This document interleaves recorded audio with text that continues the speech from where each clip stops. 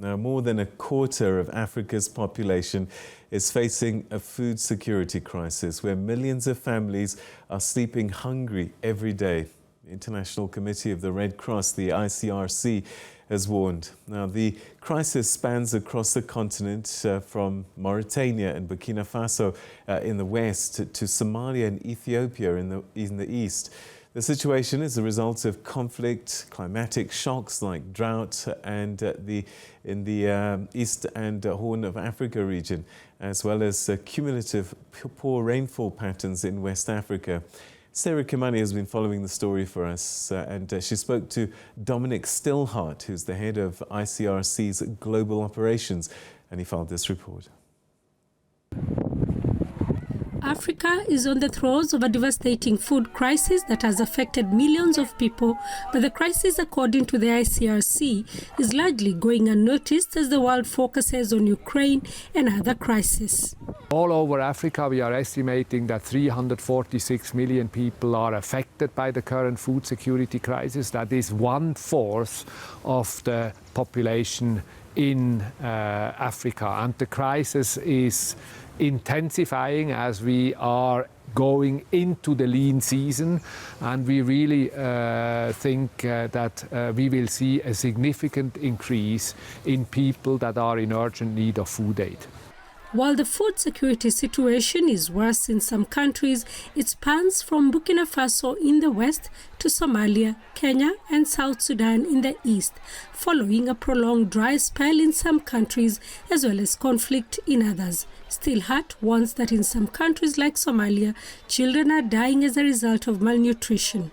The Horn of Africa in general, Somalia in particular, but also to a degree South Sudan are obviously affected by the current crisis. We are particularly concerned with the situation in Somalia, that is really the worst hit country by the current drought.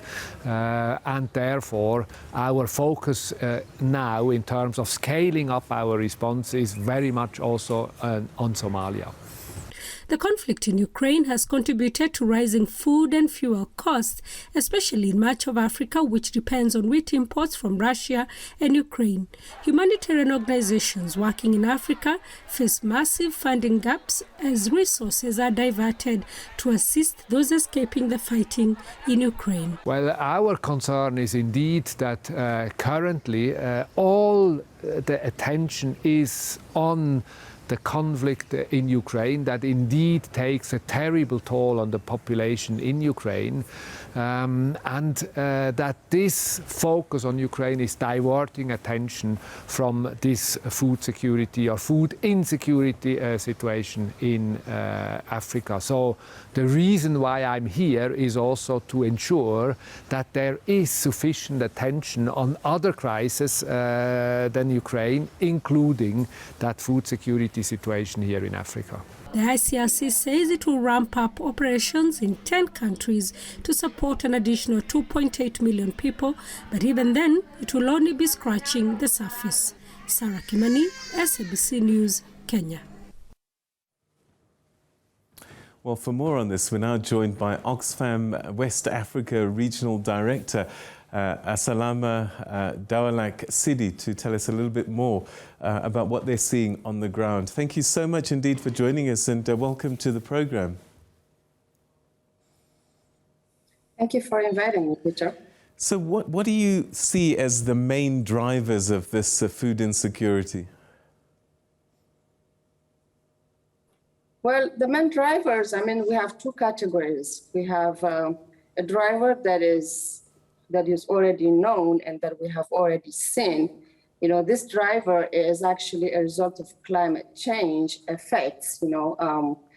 We have seen agricultural land being damaged by flooding or by spots of droughts. So this is not new. Conflicts is actually one of the biggest drivers right now. In West Africa, we have around 406 million people who have fled their communities, leaving behind them their fields. So this is really a big issue. And then the other one is COVID-19 impact. Because of COVID-19, a lot of countries have closed borders. So food circulation and people circulation was very limited. It's true that now, I mean, these borders are open. However, when those borders were closed, food prices have increased. Another thing that we also see is a decline, I would say a steadily declining food production in West Africa. For instance, in a country like Niger, 36% of the food has declined from last year. But on average in West Africa, that is a 12% decline from last year, so which is really a serious issue. Another driver that we see that is really important and that may even also worsen the situation is the conflict in Ukraine. We may assist to an increase of food price from 20 to 30%.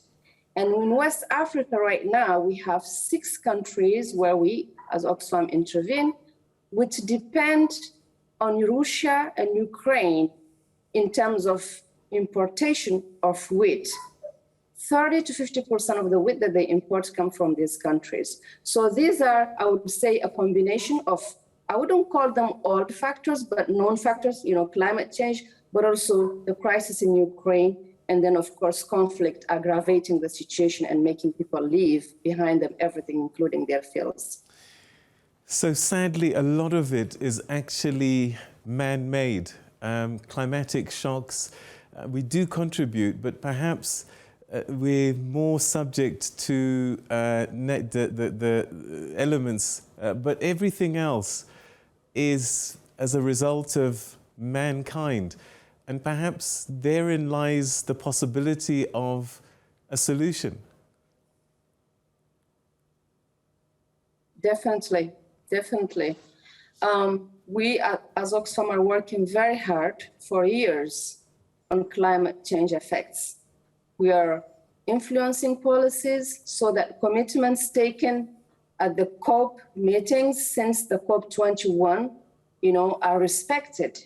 Because it's unfortunate to see countries like West African countries who do nothing to pollute the globe, but who are really suffering seriously from the impact of climate change. So we're working very hard, and if people respect the commitment that they have taken to reduce, the net emission, I'm sure this would really change. Conflict, of course. Conflict is a result of a lot of things, including inequalities. If governments' policies address inequalities, if young people have, decent jobs, if young people have choices and opportunities for income-generating activities, those young people would be busy, would be autonomous, and would be unlikely to join, extremist violence or extremist, actors that we see happening here and there. So safety net, we think that governments should be also taking strong measures to, for social protection, and of course, West African economic, also bodies should be making, I would say, transportation of goods or food and people more easier. So definitely, most of these drivers are human-made, and we can act as human to stop them. And people should have, and especially decision makers, should have that will to do it. But above all, respect the commitment that they take to do it. And sadly, you've talked about Ukraine, the conflict, and as far away as it may be, it's the most vulnerable people in developing nations such as our continent that are suffering the most as a result of a conflict happening miles and miles away. That is indeed a very sad, thing that we observe, that the world observes. Ukrainian people deserve to be supported. They are human beings. They deserve to get the humanitarian assistance. But the other crises in the world shouldn't be ignored. What's happening right now is that everybody is in Ukraine. All donors are in Ukraine supporting.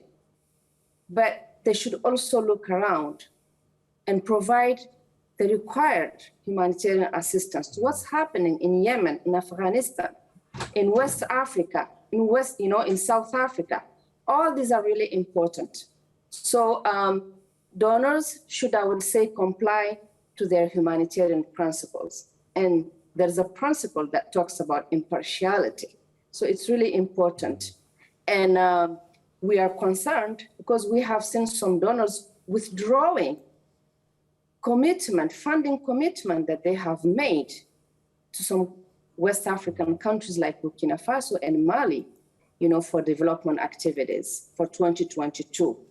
So we hope that this trend would stop, that people would be respecting their commitments and, managing the crisis and responding equally, I would say, and assisting people wherever they live and whoever they are. So what can be done in the short term? Are we talking food aid?